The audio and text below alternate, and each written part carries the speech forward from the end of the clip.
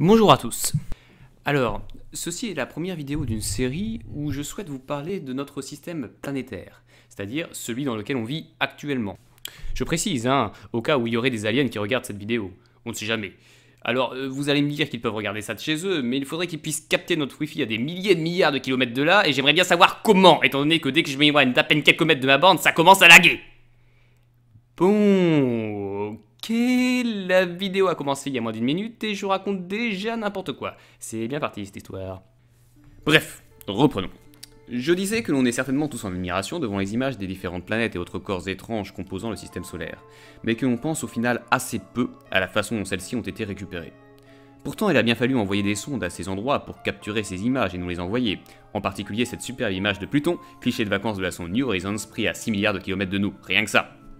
Je vous propose donc au cours de ces vidéos de vous raconter l'histoire derrière le développement de ces missions, de leurs prémices jusqu'à l'obtention des principaux résultats scientifiques.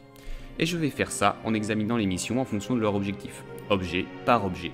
Quelles avancées ont été permises dans la compréhension de ces planètes et autres objets via ces missions? Pourquoi cette démarche? Eh bien parce que, à mon sens, on ne peut pas bien comprendre les tenants et les aboutissants d'une mission sans parler de l'objet qu'elle vise. Et en passant, ça me permettra de parler en détail des composants de notre système solaire. C'est quand même ça l'intérêt au final. Alors, avant toute chose, j'aimerais signaler que l'exploration d'un objet passe par plusieurs stades, que l'on sépare principalement en 4 étapes. La première correspond à ce que l'on appelle communément un flyby en bon français, ce qui correspond à un survol de la planète ou de l'objet en question par un satellite. La deuxième est la mise en orbite d'un engin autour de l'objet considéré, et on verra que c'est pas aussi facile que ça en a l'air. La troisième étape consiste en l'envoi d'un atterrisseur à la surface de la planète, et enfin, la dernière correspond évidemment à l'envoi d'explorateurs humains. Donc une sorte de conquête spatiale en quelque sorte. Vous allez voir au cours de cette série de vidéos que la troisième étape n'a pas été réalisée pour la plupart des objets de notre système solaire et que pour certains d'entre eux la deuxième n'est même pas envisagée. Donc j'ai décidé de commencer cette petite historique de l'exploration des planètes et autres objets qui composent le système solaire par la planète Mercure. Parce que c'est mes vidéos et que je fais ce que je veux, voilà. Allez, c'est parti mon cher.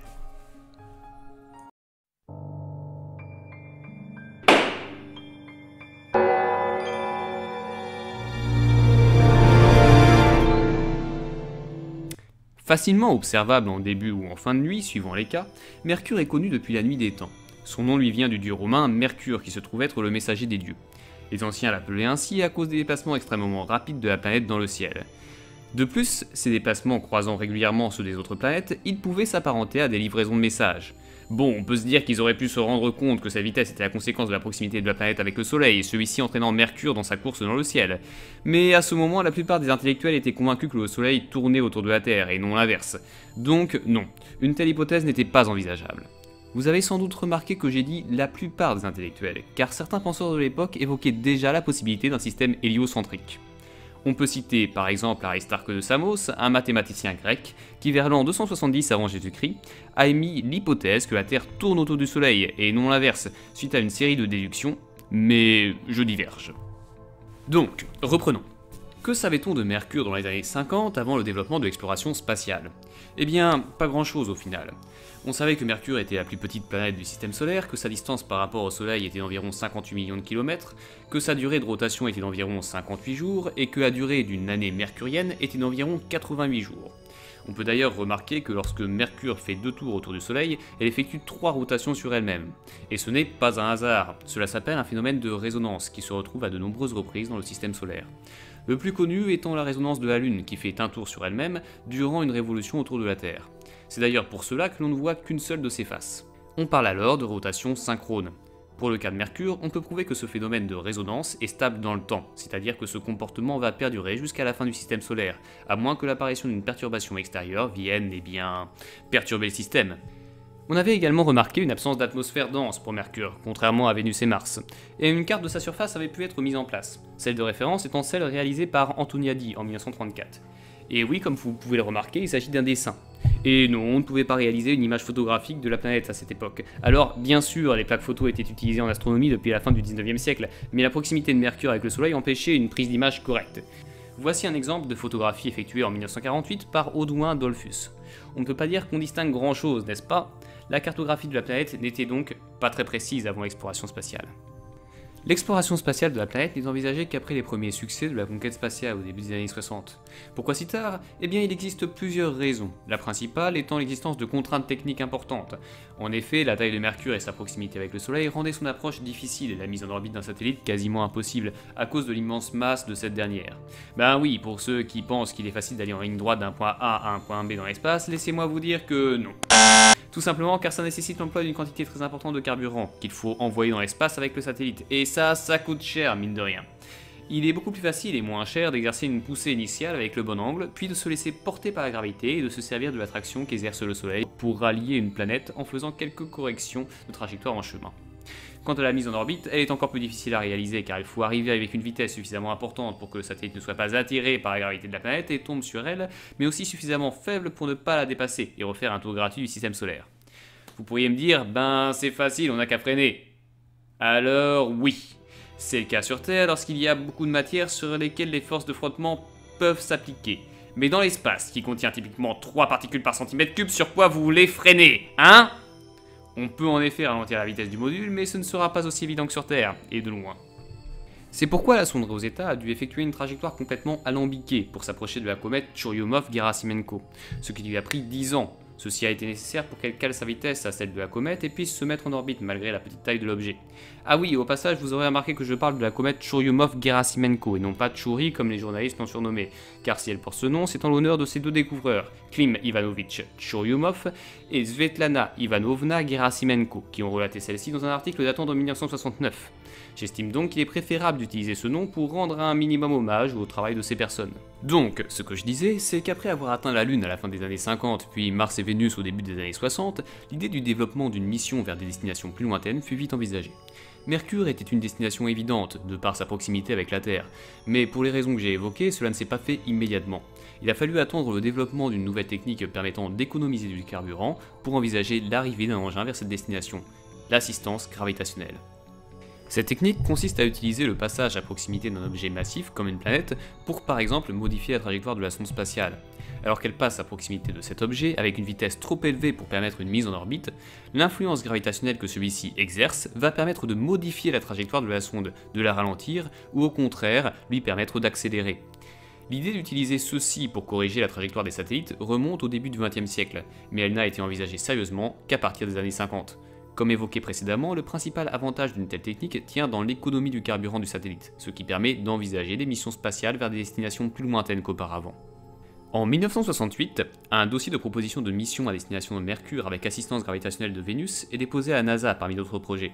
Une telle mission nécessitant un alignement des planètes particulier, seulement 2 périodes étaient propices à son lancement, une en 1970 et l'autre en 1973. C'est ce que l'on appelle communément des fenêtres de lancement. Le projet intéresse. En effet, à cette époque, les Américains ont déjà effectué 2 survols de Vénus, mais sont en retard par rapport à leur rival, l'URSS, qui a fait atterrir l'année précédente un module dans l'atmosphère de la planète. Une mission vers Mercure en passant par Vénus permettrait donc de faire mieux que l'opposant sans le concurrencer sur son propre terrain, où il est déjà à l'aise. La mission est acceptée en 1969 pour un lancement à l'automne 73. La sonde fut nommée Mariner 10, 10e sonde du premier programme américain dédié à l'exploration des planètes internes du système solaire. La construction du satellite ne fut pas de tout repos. La NASA à cette époque faisait face à de drastiques réductions de budget. En effet, après le premier pas de l'homme sur la Lune suite au succès d'Apollo 11, les États-Unis avaient atteint leur objectif en prouvant leur supériorité par rapport à leurs concurrents. La Russie ne pouvant plus les suivre dans la course à l'espace, l'importance que les États-Unis portaient au spatial diminua. C'est d'ailleurs intéressant de noter que les avancées majeures qu'a connues le spatial durant les années 50 et 60 ont été complètement boostées par la guerre froide, les 2 blocs voulant absolument montrer qui c'était plus fort. Après ceci, l'importance du spatial diminua pour l'État américain et les budgets avec le financement de la NASA qui avait culminé à plus de 4% du budget fédéral américain en 1965 s'effondra à 1% 10 ans plus tard. Pour Mariner 10, la conséquence fut l'abandon de plusieurs instruments initialement prévus afin d'alléger le poids de la sonde. Cependant, l'équipe arriva néanmoins à assembler le satellite dans les temps et elle décolla le 2 novembre 1973 vers d'autres cieux à l'aide d'un lanceur Atlas Centaur 34.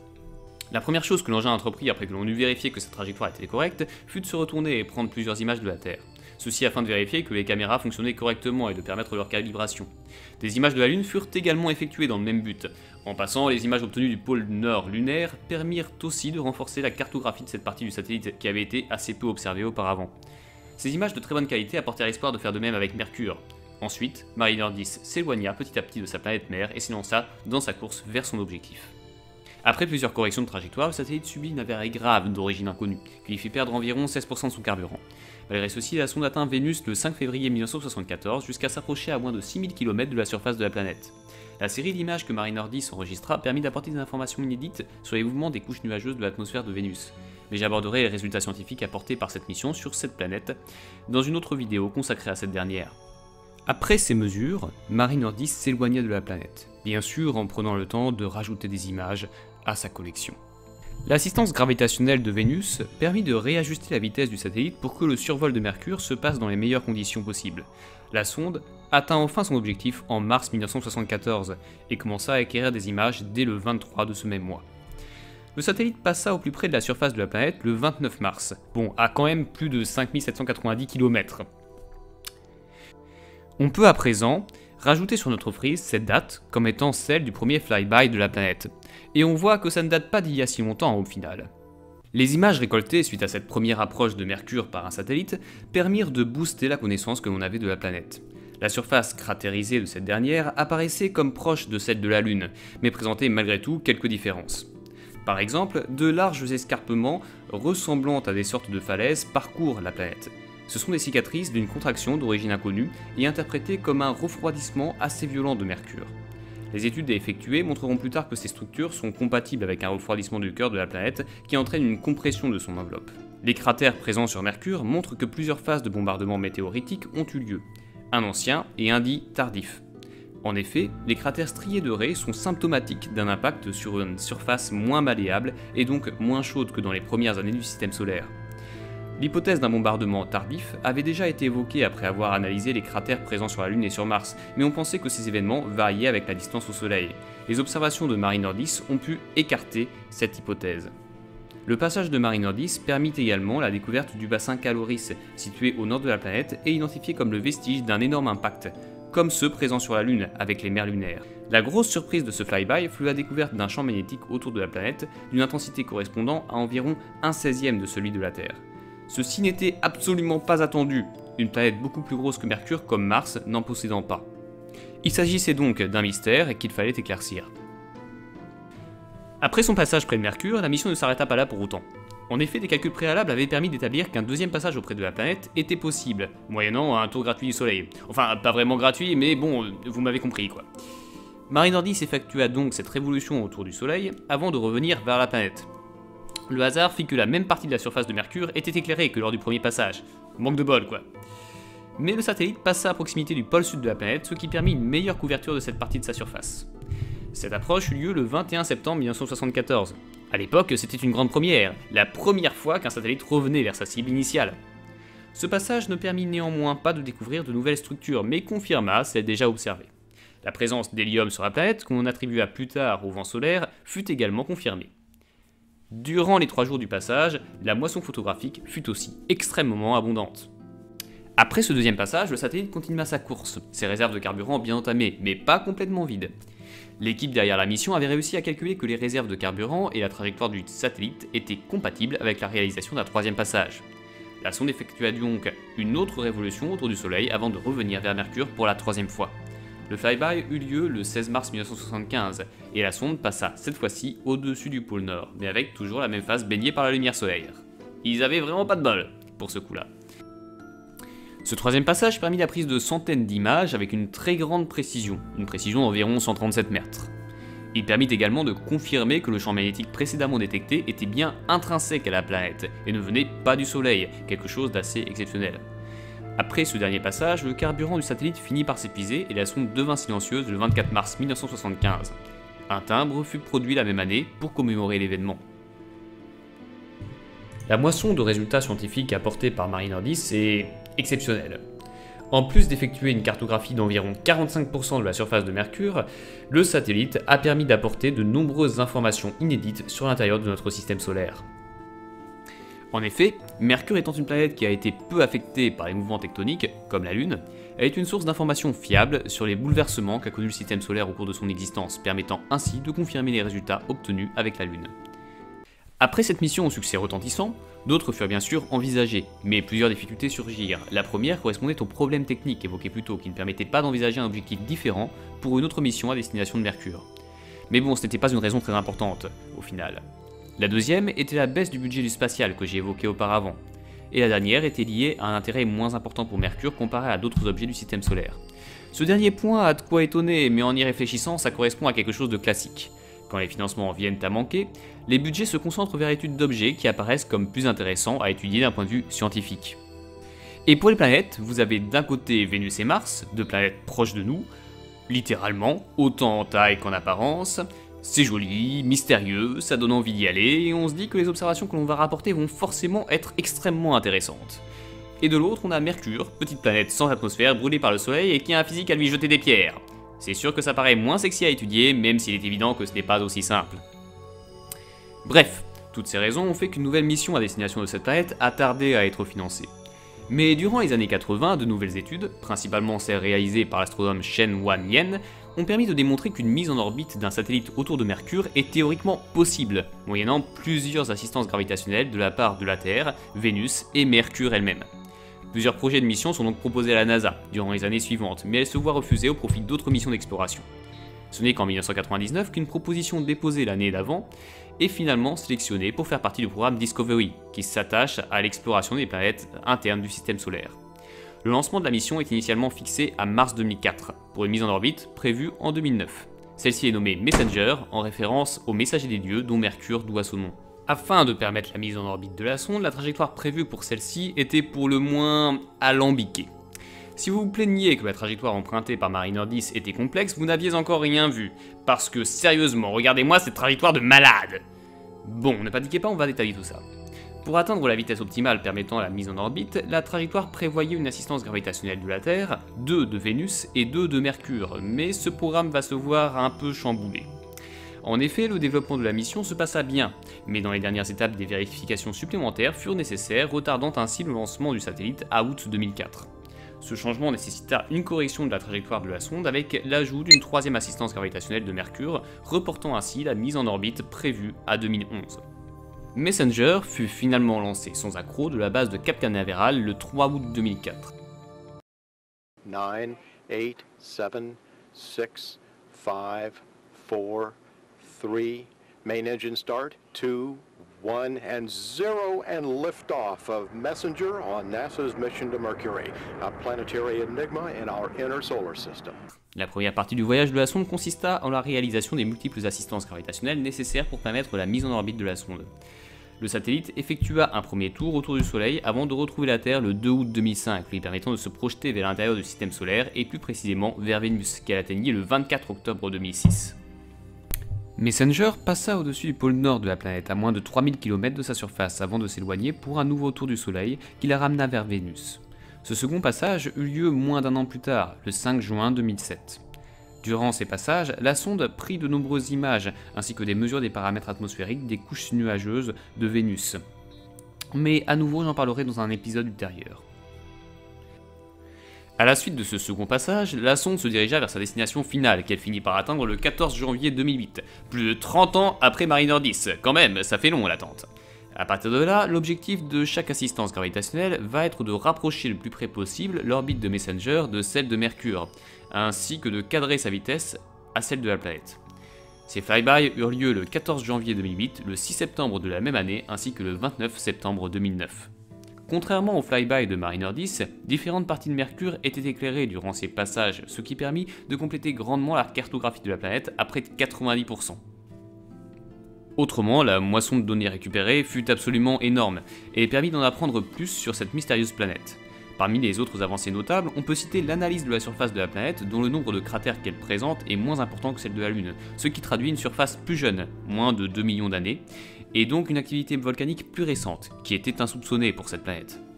Ceci a pu être confirmé par l'analyse des cratères, dont les plus anciens ont une profondeur moins importante à cause de cette activité.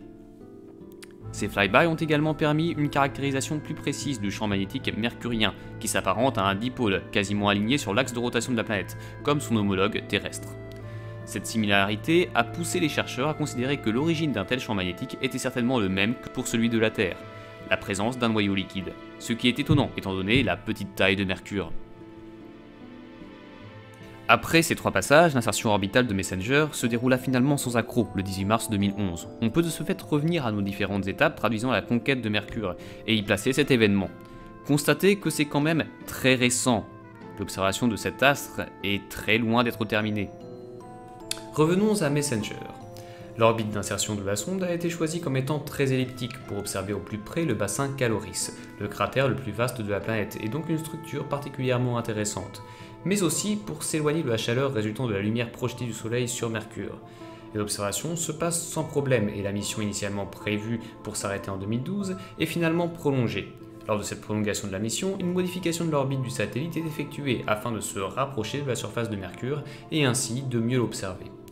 Tout se passant sans accroc, une deuxième et dernière prolongation est accordée en avril 2013. Dernière car la sonde, en 2013, a presque épuisé son carburant et cette réserve arrive à un seuil critique, début 2015. Et au lieu de laisser le satellite dériver après avoir épuisé son carburant comme Mariner 10, les responsables de la mission choisissent d'utiliser les dernières réserves d'énergie du satellite pour envoyer la sonde s'écraser sur la planète en mode kamikaze, histoire de faire quelques images en gros plan au passage, ce qui est plus utile que de laisser la sonde dériver dans l'espace. Messenger s'écrasa donc sur Mercure le 30 avril 2015, mettant ainsi fin à la mission. Au final, si on fait un bilan de la mission, la moisson de données récupérée par Messenger concentre les analyses les plus complètes dont on dispose actuellement sur la planète Mercure. La mise en orbite du satellite a permis de grandes avancées dans les connaissances concernant Mercure et l'évolution du système solaire. La première est une cartographie complète de la planète, ainsi qu'une étude de la topologie du terrain, montrant que la plus haute montagne atteint 9 km de haut. Les observations permettent également de confirmer que le rayon de la planète a effectivement changé au cours du temps, et qu'il s'est contracté d'environ 7 km au cours de son histoire. Parmi les découvertes, on peut citer également la présence de glace d'eau dans les cratères des pôles, ceux-ci n'étant jamais éclairés par le soleil. La chaleur infernale de l'astre n'atteint pas ces endroits et permet à la glace de subsister. Messenger est la dernière mission à avoir approché Mercure et ces données sont toujours exploitées comme étant les plus précises à ce jour. Enfin, dernière mission pour le moment car une autre est financée actuellement en préparation, mais cette fois la NASA n'est pas impliquée. Pour découvrir cette mission, il faudra donc quitter les États-Unis et traverser l'Atlantique. Depuis sa création en 1975, l'Agence spatiale européenne, ou ESA, s'est progressivement imposée comme la deuxième puissance spatiale mondiale. Bien que disposant d'un budget moins important que la NASA et moins porté vers les voyages habités, l'ESA a voulu très rapidement développer des projets de missions spatiales ambitieuses. Les appels à projets se succédèrent et de nombreuses missions à destination de Mercure furent bien sûr proposées, mais la plupart furent refusées, avant que l'une d'entre elles soit finalement acceptée en 2000, pour un lancement prévu initialement en 2009. Cette mission, réalisée en collaboration avec la JAXA, l'agence spatiale japonaise, a été nommée Bepi Colombo, en référence à l'astronome italien Giuseppe Colombo. Un des noms de référence lorsque l'on évoque l'étude de la planète Mercure. L'objectif est de réaliser une mise en orbite de la planète, comme le prévoyait Messenger à l'époque, mais en allant un peu plus loin. En effet, le satellite devait au départ se composer de 3 éléments. Le module Mercury Planetary Orbiter, développé par l'ESA et qui a pour objectif l'étude de la surface de la planète. Le module Mercury Magnetospheric Orbiter, développé par la JAXA, qui a pour but l'étude de l'atmosphère et surtout du champ magnétique que possède Mercure, ainsi que d'un atterrisseur, le tout emmené par le module principal, le Mercury Transfer Module. En 2003, de sévères coupes dans les budgets de l'ESA l'obligent à annuler l'atterrisseur de la mission et se contenter des 2 modules restants. La construction du satellite commence finalement en 2007 après de nombreuses années d'études. Le retard important pris dans le développement de la mission ne permet plus un lancement en 2009, ce dernier est donc repoussé à 2013, mais la phase de construction va encore repousser cette échéance. Celle-ci s'avère beaucoup plus longue que prévu et le retard phénoménal qu'accumule la mission finit par repousser son lancement en 2018. Aux dernières nouvelles, le lancement devrait avoir lieu en octobre 2018, suite à un énième retard dû à la détection fin 2016 d'une défaillance du système électrique de l'engin. L'arrivée de la sonde autour de Mercure est au final prévue pour décembre 2025, en tout cas si aucun autre problème ne survient d'ici là. Espérons que ce ne soit pas le cas et que Bepi Colombo puisse bien partir à la fin de cette année. Avec le détail de cette dernière mission, ceci termine notre petit voyage à destination de Mercure. J'espère que vous l'aurez apprécié. On se retrouve bientôt pour un autre voyage résumant l'exploration d'un autre objet parmi ceux dont le système solaire regorge. Je vous souhaite une bonne journée et à la prochaine.